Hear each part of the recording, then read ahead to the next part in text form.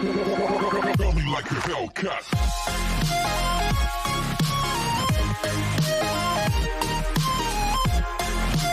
Episode की starting में seinen कहता है, मैंने तुमसे अपनी पहचान इसलिए छुपाई क्योंकि मैं तुम्हारे फादर के एक्सीडेंट से रिलेटेड हूँ, इसलिए मैं तुम्हें बता नहीं सका और मेरी हिम्मत नहीं हुई इसे एक्सेप्ट करने की। और इतने सालों में मैं तुम्हें ढूंढ रहा था और जब तुम मुझे मिली तो मुझे पता चला कि तुम पास्ट को भूल गई हो, इसलिए मैंने नई पहचान का यूज़ किया तुम्हें फिर से जानने के लिए और तुम्हारे साथ नई शुरुआत करने के लिए।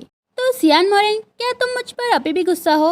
वो कहती है, दरअसल मैं इस बात से परेशान हूँ कि तुमने मुझसे सब कुछ छुपाया, लेकिन मुझे पता है तुम भी उस एक्सीडेंट में विक्टिम थे, इसलिए तुम्हें ब्लेम करना फेयर नहीं होगा। बात इतनी भी नहीं है कि तुमने मेरे फादर को चोट पहुंचाई, बल्कि ये उनकी चॉइस थी तुम्हें बचाने की। वो कहता है मॉरेन, वो कहती है क्या हुआ? वो कहता है उसके बाद जब तुम मुझे मिल गई तब तुम यूनी को क्रिएट करने के लिए एक कॉन्ट्रैक्ट पार्टनर ढूंढ रही थी, इसलिए मैंने कायल से कहा एक मॉडलिंग एजेंट को रिश्वत देकर मेरी प्रोफाइल भी उसमें शामिल करवा दो। वो कहती है और वो कितने पर्स? वो कहता है जब मुझे तुम्हारी प्लान का पता चला तो मैंने उन्हें और भी पैसे देने के लिए कहा ताकि वो प्लान को और भी अच्छे ढंग से फॉलो कर सके। वो कहती है मुझे लगा कि मैं ही सब कुछ अरेंज कर रही हूँ, लेकिन मुझे इस बात का एहसास नहीं हुआ कि मैं पहले ही हार चुकी थी। वो कहता है दरअसल मैं पहले ही हार गया था।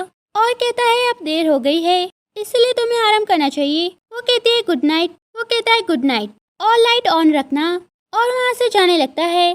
तभी वो कहती है जिनियन। तभी वो भागते हुए उसके पास जाता है और उसे गले लगा लेता है। तभी वो दोनों एक दूसरे को किस करने लगते हैं। वही सीन हमें मॉर्निंग का दिखाया जाता है जहाँ पे वो दोनों सो रही थी। तभी वो उसके सिर पर किस करता है और कहता है क्या तुम्हें पता है मेरे लिए सबसे खुशी का पल मॉर्निंग में जागना और सबसे पहले तुम्हें देखना है। वो कहती है मेरा भी। वही दूसरी तरफ वो उसका नाप लेती है और फिर अपनी डायरी में लिखती है।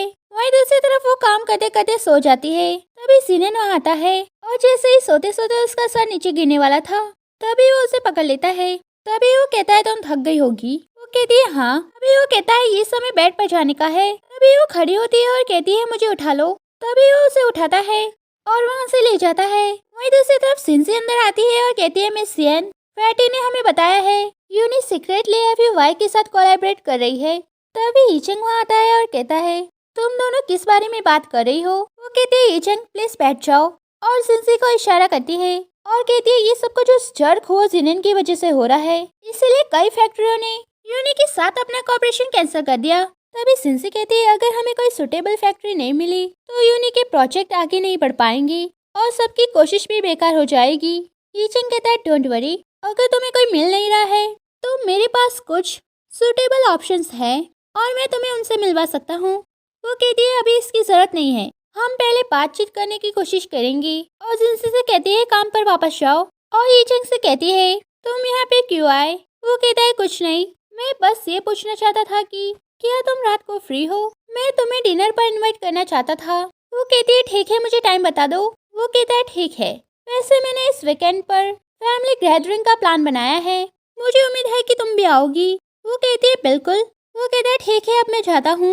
वो कहती है ठीक है और बाहर जाता है और अपनी सेक्रेटरी से कहता है और कहता है जाओ और जाके चेक करो क्या यूनी और फैटी दोनों सीक्रेटली कोलैबोरेशन कर रहे हैं। वहीं दूसरी तरफ सिनसेंग हाउ खड़ा था। तभी जिनन वहाँ आता है, जिसे देखकर वो कहता है तुम यहाँ पे क्या कर रहे हो?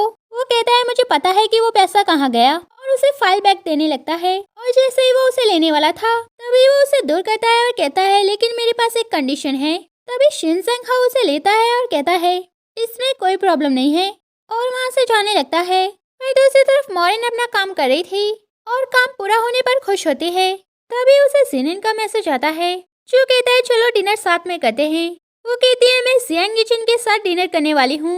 वहीं दूसरी तरफ वो वहाँ से जाने लगती है और जैसे ही लिफ्ट खुलती है अंदर हुआ जिनिन होता है, जिसे देखकर वो कहती है तुम यहाँ क्या कर रहे हो? वो कहता है मैं तुम्हें काम से लेने के लिए आया हूँ। वो कहती है जियांग ईचन ने मुझे डिनर के लिए बाहर बुलाया है। वो कहता है नहीं, मैं नहीं चाहता कि तुम उसके साथ जाओ। तभी ईचंग को वहाँ पे आता हुआ देखकर वो हुआ जिनिन को लिफ्ट के अंदर ले जाती है, और जैसे ही ईचंग वहाँ पे देखने के लिए जाता है तभी उसकी सेक्रेटरी वहाँ पे आती है और कहती है मिस्टर जियन, हमें ये पता चला है कि यूनिफैटी के साथ कोई कॉपरेशन नहीं कर रहा है। ईचंग कहता है ठीक है, मैं समझ गया। वहीं दूसरी तरफ जिनिन मॉर्निंग को पकड़ता है और कहता है मैं तुम्हें फिर से बता रहा हूँ, मैं इससे एग्री नहीं हूँ। वो कहती है जियांग ईचंग को पहले ही शक हो गया है यूनी और फैटी दोनों सीक्रेटली कॉपरेशन कर रहे हैं, तो क्या मुझे नाटक करते नहीं रहना चाहिए? वो कहता है डोंट वरी, उसे कुछ भी पता नहीं चलेगा। और कहती है साथ ही उसने इस वीकेंड पर एक पार्टी ऑर्गेनाइज की है और मुझे वहाँ पे आने के लिए पूछा है, इसलिए मुझे लगता है कि उसे डेफिनेटली कुछ तो पता है। वो कहता है जब तक मैं यहाँ पे हूँ उसे कुछ भी पता नहीं चलेगा। तभी वो उसके करीब जाता है। वही सीन हमें मॉर्निंग का दिखाया जाता है जहाँ पे सारे लोग पार्टी में आए थे। तभी इचंग वहाँ आता है और कहता है सभी लोग आज की गैदरिंग में मैं कुछ बहुत इम्पोर्टेंट अनाउंस करना चाहता हूँ। और मॉर्निंग से कहता है मैंने जब तुम्हें पहली बार देखा था मुझे तुमसे प्यार हो गया। और अपने घुटनों के बल बैठते हुए कहता है क्या तुम मुझसे शादी करोगी? तभी मॉरिन के अंकल कहते हैं मॉरिन तुम्हारा और हुआ जिनिन का ब्रेकअप हो गया है, इसलिए नई शुरुआत करने के लिए ये चंग को अपने साथ आने दो। तभी जिनिन वहाँ आता है और कहता है किसने कहा कि हमारा ब्रेकअप हो गया है? तभी एपिसोड खत्म हो जाता है। नेक्स्ट एपिसोड के लिए like share subscribe and thank you for watching full video.